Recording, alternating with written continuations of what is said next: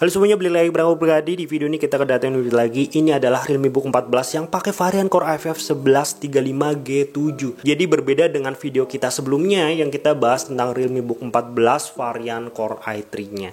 Dan di video dulu juga kita pernah bahas yang varian Core i5 generasi ke-11 seri H 11320H, dimana itu adalah varian high performance.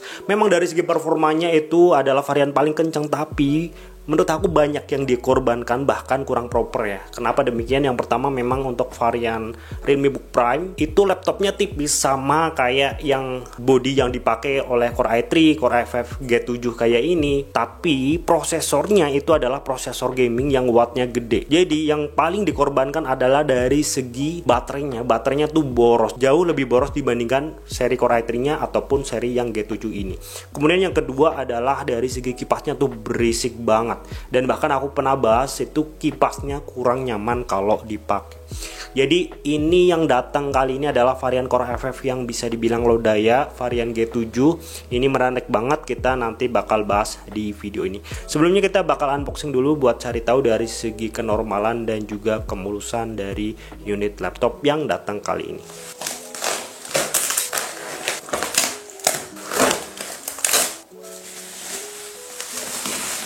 Oke guys, ini dia boxnya. Untuk boxnya sendiri ini sama persis dengan varian yang Core i3-nya, warnanya putih. Tulisannya juga ini hanya Realme Book. Kalau yang Prime itu ada tulisan Prime-nya. Kemudian untuk spesifikasi singkatnya ini juga sama persis, Core i5 generasi ke-11, Iris Xe grafik, RAM-nya 8GB, dan storage-nya ini yang gede 512GB. Nanti kita juga bakal cari tahu dari segi SSD NVMe yang dipakai di laptop ini apakah sama dengan varian Core i3-nya yang memakai Samsung. Oke, langsung aja kita unboxing buat cari tahu apa aja kelengkapannya. Yang pertama, ini dusnya masih bagus ya, nggak ada penyok. Kemudian untuk di dalamnya ini masih dikasih bubble juga. Untuk chargernya sendiri ini udah nggak putih lagi ya, wajar, namanya juga charger warna putih kayak gini mesti ya rada kotor, wajar sih. Kemudian selanjutnya ini ada buku panduannya dan ada fakturnya, ini beli di JDID. Kemudian apakah ada lagi?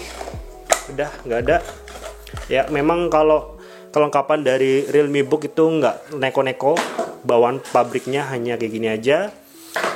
Kemudian selanjutnya kita bakal buka unitnya ya. Oke, untuk kelengkapannya ini surprisingly emang masih lengkap banget, bahkan plastiknya juga masih ada. Untuk varian yang datang kali ini warnanya grey, sama persis kayak yang kemarin kita review yang varian Core i3-nya. Ini masih sangat mulus, nggak ada dent, nggak ada lecet yang noticeable. Dari layarnya juga masih bagus. Untuk bagian covernya juga overall masih bagus ya. Jadi aku bisa bilang ini kemulusannya di angka 98%-an ya. Untuk 2%-annya anggap aja itu bekas pemakaian, karena memang ini bukanlah laptop baru. Kita langsung aja nyalakan unitnya, nanti kita bakal cari tahu dari segi kenormalnya dulu, nanti kita bakal balik lagi di video ini. Oke halo guys, ini kita balik lagi dan ini aku udah cek semuanya dari segi keseluruhan fungsi-fungsinya. Untuk laptop ini masih sangat sehat, nggak ada minus sedikit pun. Dan dari segi keyboardnya juga ini masih enak banget, backlightnya juga masih nyala. Kemudian touchpadnya juga masih enak, layarnya nggak ada dot pixel atau shadow. Dan untuk layarnya sendiri, look at that, kalian yang lihat di video pun pasti paham ya bahwa layar laptop ini memiliki kualitas yang emang bagus banget. Dia layarnya 2K 100% sRGB IPS, dan di semua varian baik Core i3 sampai yang high performanya itu sama persis guys. Dan dari segi bodinya juga sama persis dengan varian yang Core i3 atau varian yang Prime-nya. Tapi untuk varian G7 ini kalau kita bandingkan dengan Core i3 kemarin itu ada beberapa perbedaan, dan ini juga aku baru tahu ya. Yang paling menonjol adalah selain dari segi performanya, karena memang prosesornya berbeda, dia pakai varian G7 yang udah menggunakan Vega Iris Xe.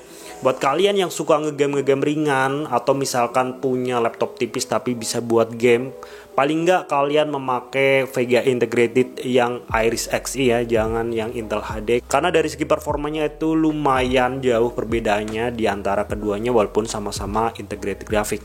Dan untuk bagian memori atau RAM-nya, ini yang bikin aku sedikit kaget dari laptop ini, karena ini adalah varian G7, tapi kalau misal kalian lihat dia memakai varian RAM 4267 MHz. Ini adalah RAM terkencang dari varian Core i5 generasi ke-11 1135G7 yang pernah aku pegang di sebuah laptop ya, khususnya laptop tipis.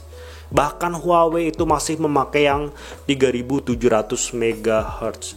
Jadi aku kira untuk laptop ini tuh sama kayak yang Core i3 di 3700 dan kebanyakan laptop lainnya. Tapi untuk Realme Book yang satu ini ternyata pakai varian RAM yang paling kenceng ya. For your information aja ya, untuk varian Core i5 generasi ke-11 versi laptopnya itu paling mentok di angka 4267 MHz atau 4300 MHz ya. Dan ini adalah kecepatan RAM maksimal yang bisa disematkan di sebuah Core i5 generasi ke-11 versi laptop. Ya, jadi bisa dibilang laptop ini memiliki spesifikasi maksimal yang bisa dikasih untuk sebuah ultrabook. Dari segi RAM-nya itu udah kencang banget. Dan untuk SSD-nya sendiri, laptop ini memakai SSD NVMe 512GB, dan untuk SSD yang dipakai masih sama persis dengan varian Core i3-nya, yang itu memakai Samsung MZVL.